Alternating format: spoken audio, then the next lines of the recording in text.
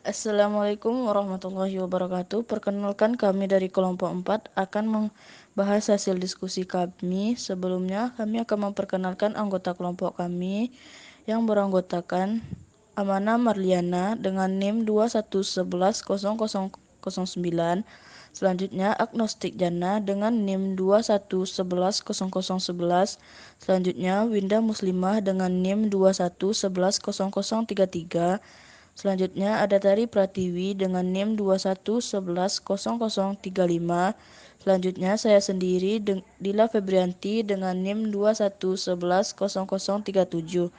Selanjutnya ada Seli Dwi Putri dengan NIM 21110045. Baiklah, masuk ke dalam hasil diskusi kelompok kami, yaitu tentang aspek keamanan dan keselamatan kerja dalam produksi sediaan farmasi. Yang pertama yaitu pendahuluan. Bahaya adalah situasi yang dapat mempengaruhi angka hidup, kesehatan, dan lingkungan. Bahaya pada industri dapat diartikan sebagai kondisi yang disebabkan oleh aktivitas yang dilakukan di industri yang menyebabkan kecelakaan atau kematian pada personil atau rusaknya produk atau peralatan. Pada tahun 2007, angka kecelakaan terjadi di industri kesehatan adalah 4,28 per 100 pekerja. Hal ini menunjukkan hampir 1 dari 23 pekerja per tahun mengalami kecelakaan yang dapat mempengaruhi kemampuan untuk melaksanakan pekerjaan mereka. Menurut data dari International Labour Organization atau ILO tahun 2013, setiap 15 detik terdapat satu pekerja meninggal karena kecelakaan kerja dan 160 pekerja mengalami sakit karena kecelakaan kerja. Selanjutnya adalah metode penelitian. Jenis dan rancangan penelitian yang digunakan dalam penelitian ini adalah penelitian deskriptif dengan pendekatan studi kasus. Menggunakan penelitian deskriptif karena adanya penerapan metode kualitatif dan data yang dikumpulkan berupa kata-kata, gambar, dan bukan angka-angka. Penelitian ini difokuskan pada aspek keamanan dan keselamatan kerja dalam produksi kesediaan farmasi. Baiklah, perkenalkan nama saya Seli Dwi Putri dengan NIM 21100045. Saya akan menjelaskan hasil dan pembahasan.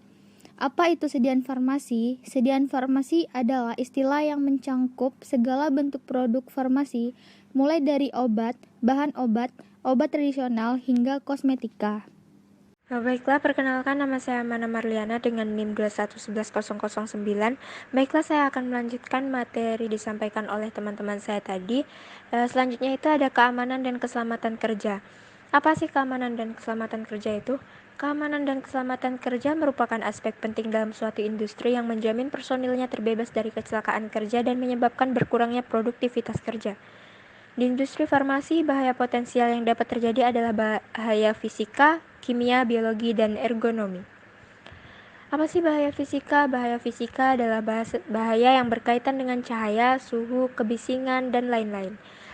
Untuk bahaya kimia sendiri merupakan bahaya yang disebabkan oleh zat-zat kimia yang terpapar kepada personil. Untuk bahaya biologi disebabkan oleh virus, bakteri, jamur, patogen, dan lainnya. Sedangkan bahaya ergonomi adalah bahaya yang berkaitan dengan fisik dan psikologis pekerja. Perkenalkan, nama saya Tari Pratiwi dengan NIM 21110035. Baiklah, saya di sini akan menjelaskan tentang bahaya yang dihadapi di industri farmasi.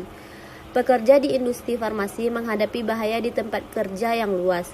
Jenis dan sumber bahaya di industri farmasi dapat dikategorikan. Yang pertama, kimia dan mineral seperti debu, gas, uap.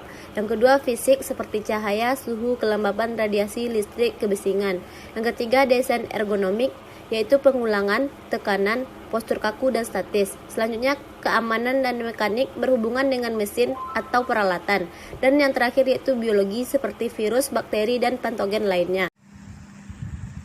Baiklah, perkenalkan nama saya Winda Muslimah dengan NIM 21100033.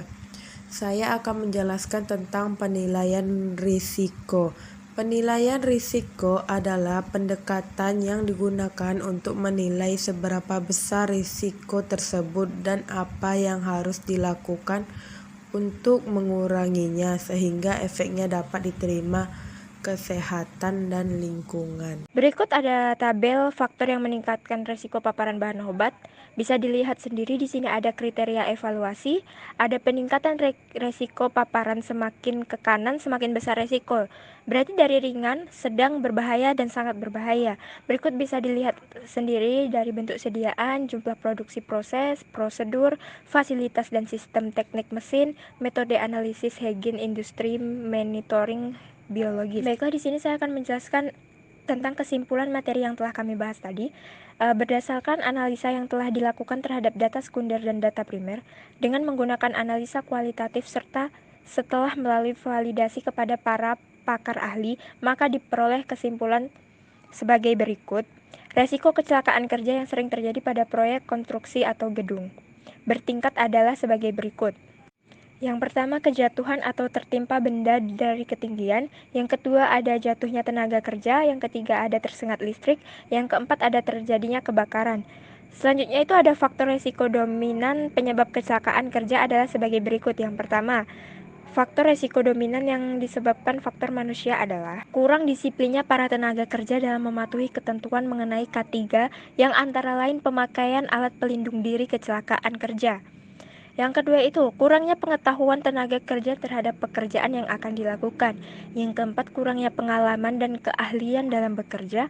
Yang kelima, ada kurangnya koordinasi atau komunikasi di antara para pekerja maupun juga pekerja dengan atasan di atasnya.